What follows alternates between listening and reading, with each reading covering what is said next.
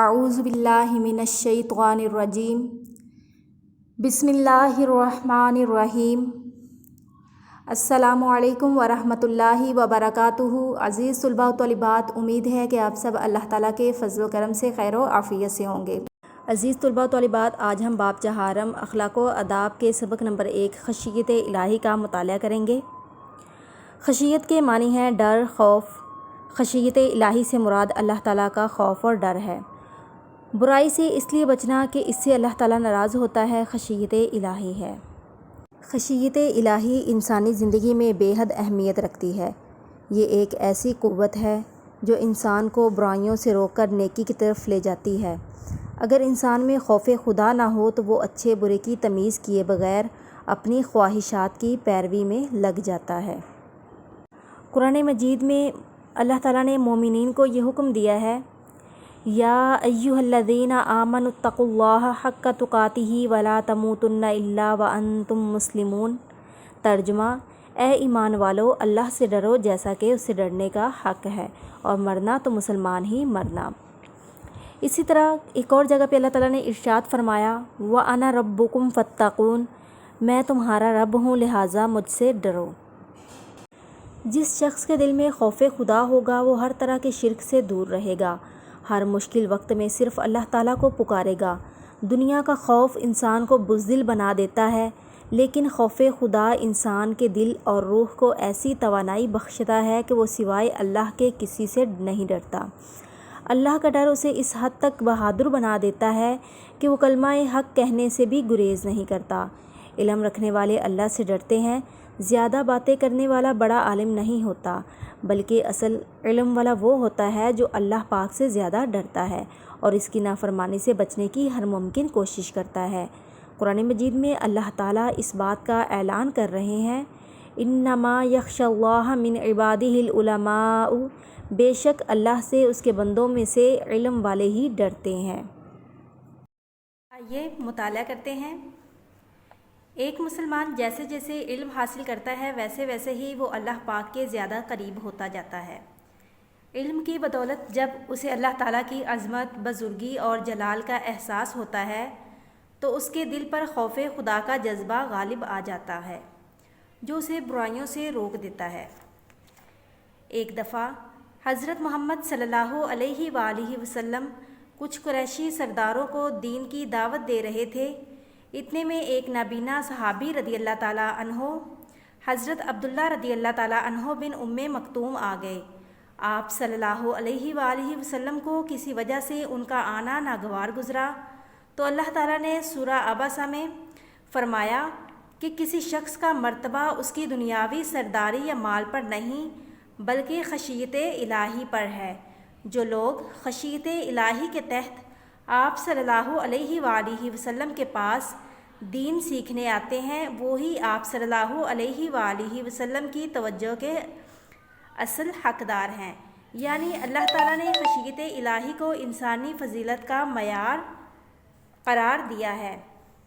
ایک موقع پر حضرت محمد صلی اللہ علیہ وآلہ وسلم نے حضرت عائشہ رضی اللہ تعالیٰ عنہا سے ارشاد فرمایا، ترجمہ: اللہ کے نیک اور خدا ترس بندے وہ ہیں جو روزے رکھتے ہیں، نمازیں پڑھتے ہیں اور صدقہ و خیرات کرتے ہیں، اس کے باوجود اس بات سے ڈرتے ہیں کہ کہیں ان کی یہ عبادتیں رد نہ ہو جائیں۔ یہی لوگ تیزی سے نیکی کی طرف بڑھنے والے ہیں۔ خشیت الہی کی اہمیت حضرت محمد صلی اللہ علیہ وآلہ وسلم کے اس فرمان سے بھی واضح ہوتی ہے۔ ترجمہ: جس بندہ مومن کی آنکھوں سے خشیت الہی کے تحت مکھی کے سر جتنا آنسو بھی اس کے رخساروں پر بہہ نکلے تو اللہ تعالیٰ دوزخ کی آگ اس پر حرام کر دے گا۔ پھر ارشاد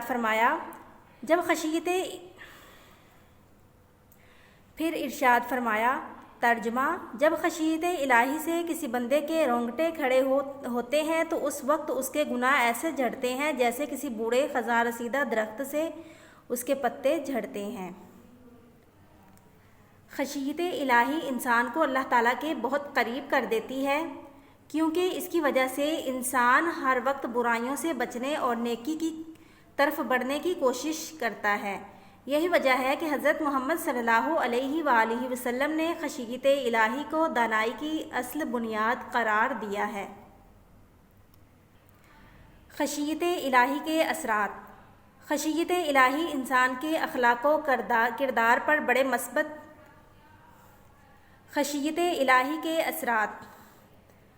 خشیت الہی انسان کے اخلاق و کردار پر بڑے مثبت اثرات مرتب کرتی ہے۔ خشیت الہی سے انسان میں عدل، مساوات، ہمدردی، بھائی چارہ، خلوص، رواداری، صبر اور شکر جیسی صفات پیدا ہوتی ہیں۔ خشیت الہی انسان کے اندر ایک ایسا جذبہ پیدا کر دیتی ہے جو اسے ہر طرح کی بدعنوانی، بے ایمانی اور دھوکہ دہی سے دور کر دیتا ہے، اور انسان ہر اس کام سے بچنے کی کوشش کرتا ہے جس سے حقوق اللہ یا حقوق العباد پر کوئی زد پڑتی ہو۔ خشیت الہی انسان کے اندر سے غرور و تکبر کو ختم کر کے عاجزی اور انکساری پیدا کرتی ہے۔ خشیت الہی کے تحت انسان دوسروں کی خدمت کرتا ہے، بڑوں کا احترام اور چھوٹوں سے محبت کرتا ہے، جھوٹ، بغض اور حسد جیسی بیماریوں سے دور رہتا ہے۔ خشیت الہی انسان میں حلال و حرام کی تمیز پیدا کرتی ہے اور انسان کو دنیا و آخرت کی بھلائیوں کے حصول کے قابل بنا دیتی ہے۔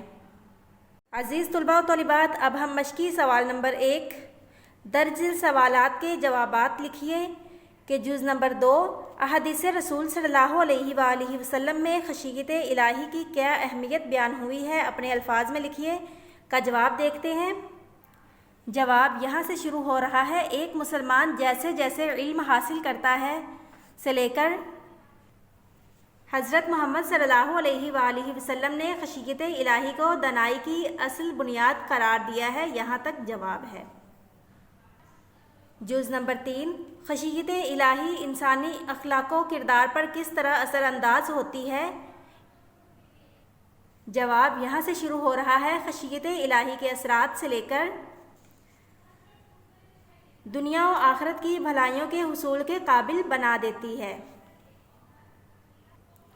مشقی سوال نمبر 2 درج ذیل سوالات کے مختصر جوابات لکھیے کہ جز نمبر 3 خشیت الہی کے بارے میں ایک حدیث رسول صلی اللہ علیہ وآلہ وسلم کا ترجمہ لکھیے۔